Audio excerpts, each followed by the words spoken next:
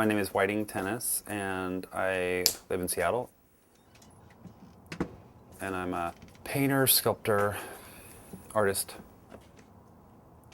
I got my BFA in painting at the UW, and for me, initially, painting was sort of the beginning and the end. So this is my block, which I carved. I basically took a piece of plywood, and I didn't even draw the grain on it. I cut the grain that was already there. So this is like real-time grain. Late in the last couple years, started making paintings that were of 3D objects. And my friend Paul in New York just said, you should make that. You should make one of those and see what that's like. Now I go back and forth and make things that I have painted, or I paint things that I've made, or vice versa.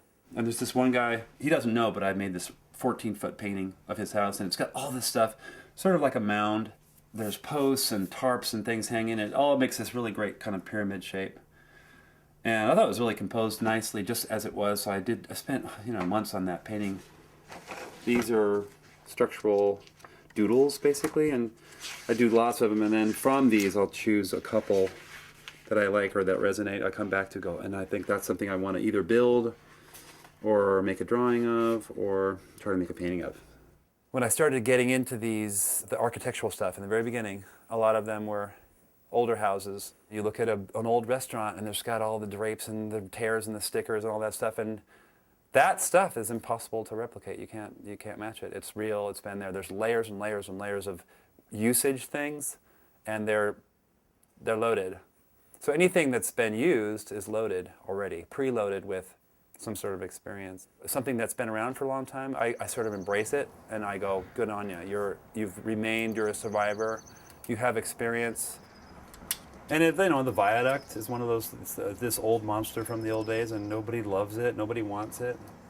And it's this cool, horrible thing that they built. And by the time that it starts to get old and dangerous, that's when I start to really like it. Like, keep it. If I see an old piece of plywood that's around, and say it's bent, or it has a hole on one side, I can't use that. Well, then you think, well, maybe I can use that hole. You'll make a decision about making something based on that limit, that blemish, or that messed up board. And the thing will end up in the end being super interesting because of that limitation.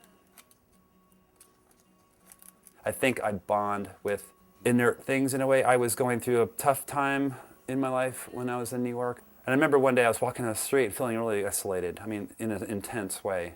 I saw a tin can on the sidewalk, and I bonded. I looked down at the tin can. The tin can was just the inert object that was been abandoned, used and abandoned and stepped on the sidewalk.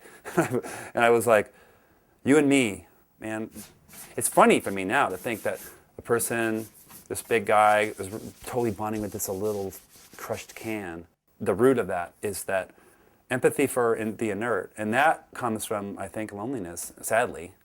But once you get that, and then you're not lonely anymore, you have that language, and then you have the rapport with things like a tree trunk, and you come up and go, torso, and then mailbox, like robot.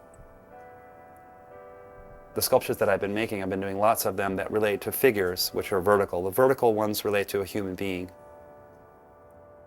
Yeah, there's the boogeyman. That's the first drawing of the boogeyman, which is right out the window. And then other ones, they're more prone. They're more like animal-like. This guy would actually sit like this. And you would be towering over it, and it would be like this weird little, almost like a dog. So this is a robot kind of shroud guy. So this would be maybe,